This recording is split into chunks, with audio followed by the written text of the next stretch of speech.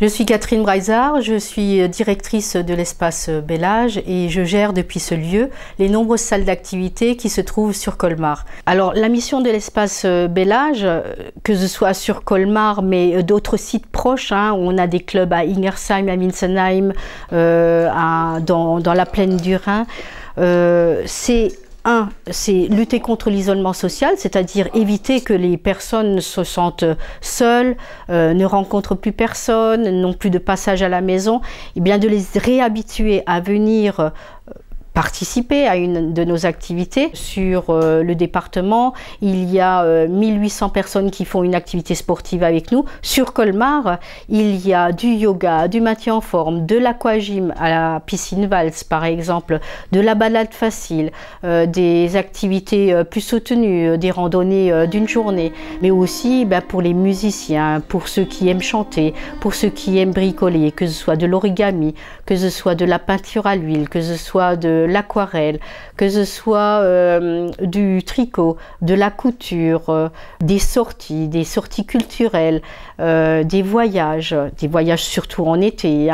Voilà, on a tout un panel d'activités qui va vous permettre de rencontrer d'autres. Toutes ces activités d'animation, elles ont un sens et puis voilà, on essaye de créer ce lien social. Vous savez que lorsqu'on quitte le monde du travail et qu'on est à la retraite, du jour au lendemain, on se retrouve un peu dépourvu de ce lien social et voilà, on peut le retrouver chez nous.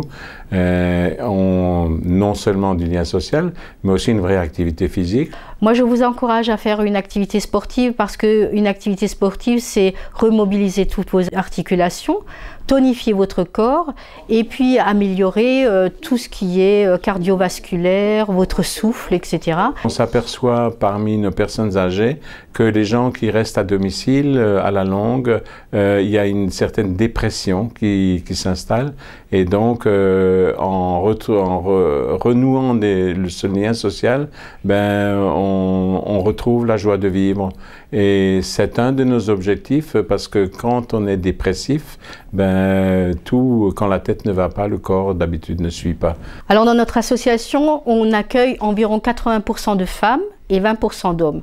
80% de femmes parce que je pense que les femmes, elles ont besoin d'un contact relationnel et social plus fort que les hommes qui sont plus dans un loisir individuel. Par exemple, ils font beaucoup plus de randonnées, des randonnées ou des activités informatiques ou du poker par exemple. On les retrouve davantage dans ces activités-là. Les femmes, elles ont plus besoin de se reconstituer un réseau social. Alors les jeunes retraités ils se disent « Oh, moi je veux pas aller à l'espace Bel Âge, c'est un lieu pour les anciens ». Pas du tout, enlevez-vous cette idée de la tête.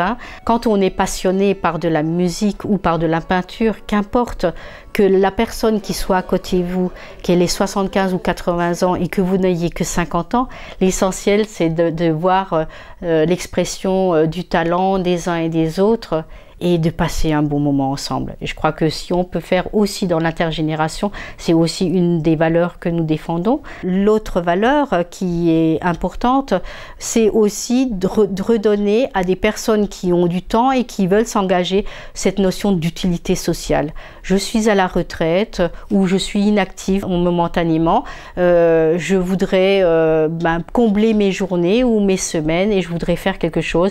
Notre particularité, contrairement à une association d'éducation populaire où les cours, si vous faites de la poterie ou de la musique, etc., vous êtes encadré par des professionnels et qui ont une rémunération de professionnels.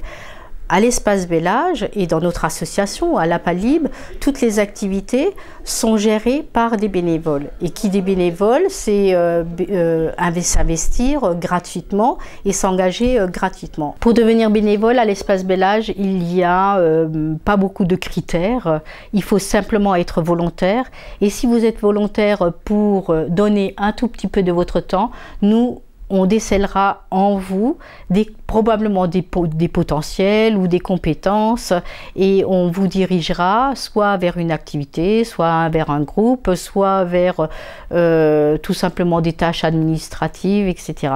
Donc il ne faut pas de compétences particulières, il faut simplement être volontaire et puis avoir envie de faire. En retour, on a la satisfaction d'avoir effectué une animation et d'avoir encadré des personnes et de voir les remerciements, c'est les sourires sur le visage des personnes et aussi d'apporter à toutes ces personnes cette notion de on peut continuer à apprendre tout au long de sa vie.